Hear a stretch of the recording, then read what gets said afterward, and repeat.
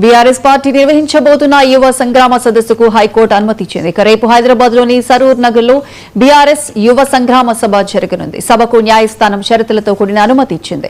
హైవేను black చేయకుండా సభను నిర్వహించుకోవాలని న్యాయస్థానం తెలిపింది. కోర్టు తీర్పుతో బీఆర్ఎస్ సభకు అడ్డంకులు తొలగినట్లయింది.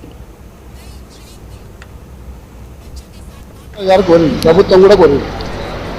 అన్నీ కూడా జనరల్గా ఏముంటుందంటే ఒకటేసారి అడుగుతారు, మీకు పర్మిషన్ కావాలంటే ఇవన్నీ మాకు కావాలి, మా రిక్వైర్మెంట్. కానీ ఒక రోజు ఫస్ట్ సీసీ కెమెరాలు ఫిట్ చేయాలి, మీరు అండర్టేకింగ్ లెటర్ ఇవ్వాలంటే ఆ లెటర్ ఇచ్చింది. రెండో రోజు మీరు టాయిలెట్ ఫిట్ చేయాలి, ఆ లెటర్ ఇవ్వమంటే ఆ లెటర్ ఇచ్చింది.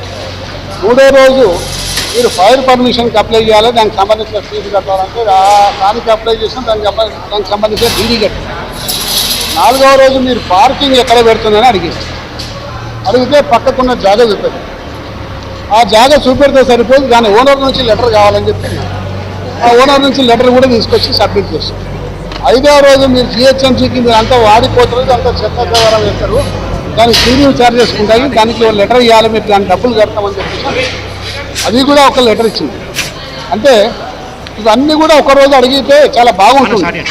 రోజుకొకటి అడిగే వరకే మాకు ప్రభుత్వం మీద ఆ రోజు నుంచే డౌట్ వచ్చింది.